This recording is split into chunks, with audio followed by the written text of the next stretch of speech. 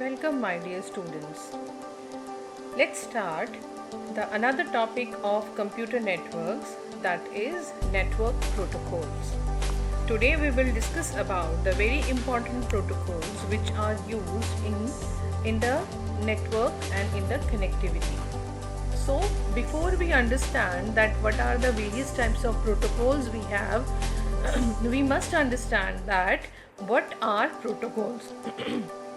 So protocols are the set of rules or regulations that dictate how to format, transmit and receive data on computer network devices like server, routers or to endpoints.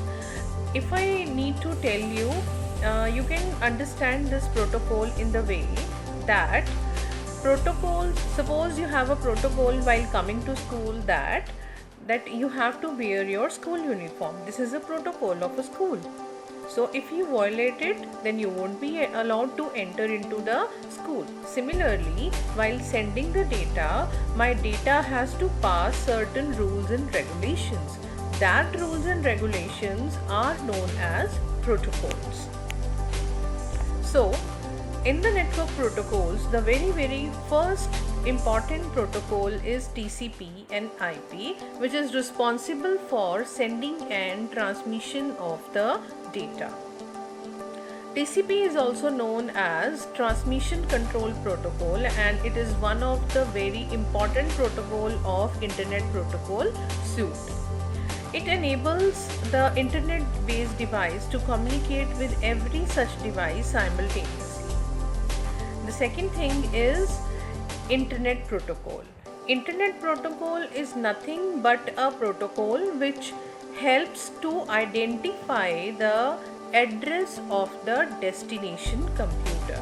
For that thing, what we need? We need IP address.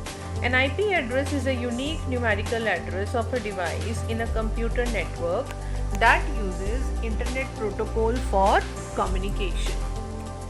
The IP address allows you to pinpoint a particular device from billions of devices on the internet. Here we have two types of IP addresses, static addresses and dynamic addresses. Static addresses are those addresses which never changes, and dynamic addresses are those addresses which temporarily changes. Then moving further, we have two more versions of IP address, that is IPv4 and IPv6. In the detail, we will discuss it again later on in my next video. I will discuss with you what is IPv4 and IPv6. Just now you just understand this thing, that IPv4 is a 32-bit IP address, whereas IPv6 is 128-bit IP address. IPv4 is a numeric address and the binary bits are separated by dots. In IPv6, the binary digits are separated by colon. So, moving further to other protocols, we must understand the two models on which our network transmission occurs. So one is the OSI model, this is the widely used model while sending and receiving of the data, and in some cases we can also use TCP/IP model.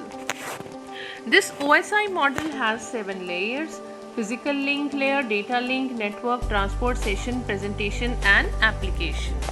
The explanation of each and every layer is not in our scope right now, but we must understand that there are certain protocols which are used in both of the models. Fine.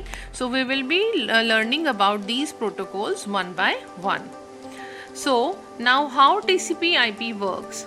So as I already said that it is a two-layered program, and its main work is to divide my message into small packets, and then it is transmitted to the receiving computer. So in this way, in various layers, my message is segregated or assembled, and then it was sent from one layer to another, and then finally it was sent to the receiving node. So let's discuss that what is TCP. TCP is responsible for taking large amount of data, compiling in packets and sending them on their way. And then we have a IP. What is the role of a IP? So IP is just a locational aspect of the pair. That means it will tell you the address where the packet has to reach and receive the correct location. So for example, if you think an IP address in the terms of a map, so IP layer serves as a packet GPS to find the correct destination. Much like a car driving on a highway, like you are driving a car on a highway and each packet passes through the gateway computer, that means signs on the road, which serves you to forward the packet to the right destination. Then we have a very widely used protocol, that is FTP. FTP is basically responsible for sending, that means uploading, or receiving, that means downloading of the web pages from one computer to another. So it is basically used to uploading and downloading. For this thing, we allow the transfer files from one computer to another.